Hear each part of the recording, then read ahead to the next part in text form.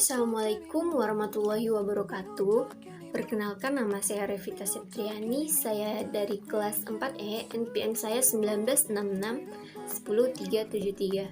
Nah, pada video kali ini saya akan memaparkan sedikit tentang wanita dan olahraga. Nah, bagaimana penjelasannya?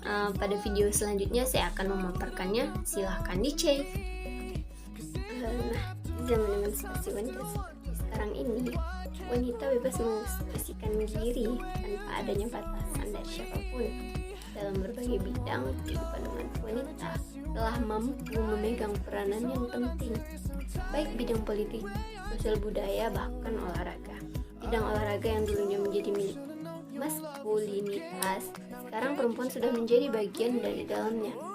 Perempuan tidak lagi menutup diri dengan kegiatan-kegiatan olahraga yang syarat dengan aktivitas fisik.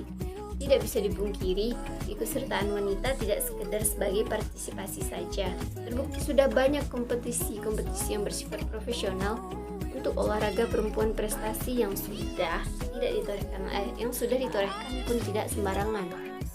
Nah, wanita untuk mendapatkan posisi sejajar dengan pria dalam olahraga tidak terjadi begitu saja. Hal itu melalui proses yang berjalan seiring dengan perkembangan emansipasi wanita. Adanya perubahan tatanan budaya dalam masyarakat ditandai dengan mulainya pemberian nilai yang sama antara anak laki-laki dan perempuan dalam kehidupan keluarga.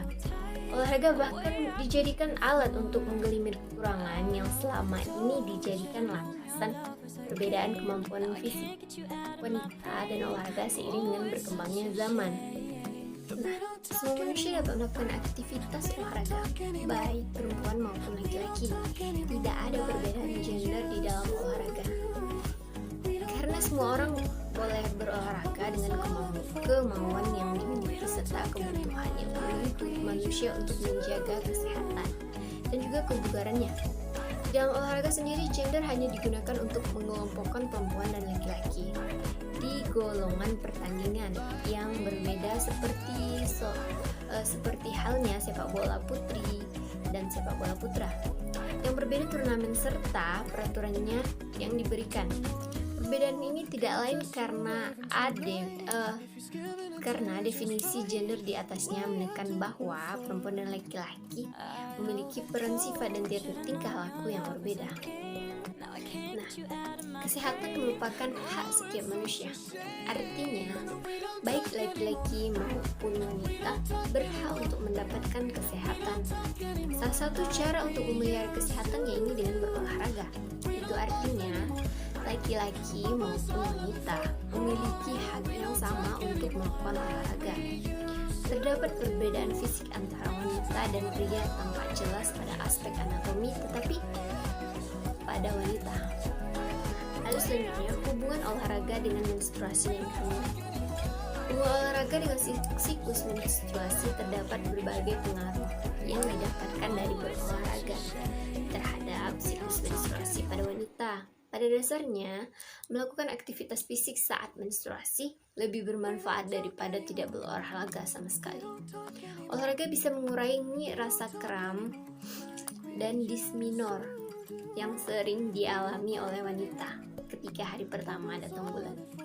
Setelah itu, latihan yang intens selama menstruasi akan memperlancar sirkulasi darah, sehingga mengurangi sakit kepala dan nyeri akibat kekurangan darah. Bahkan olahraga membantu Anda mengendalikan nafsu makan. Nah, berbagai bentuk olahraga dapat berpengaruh terhadap menstruasi.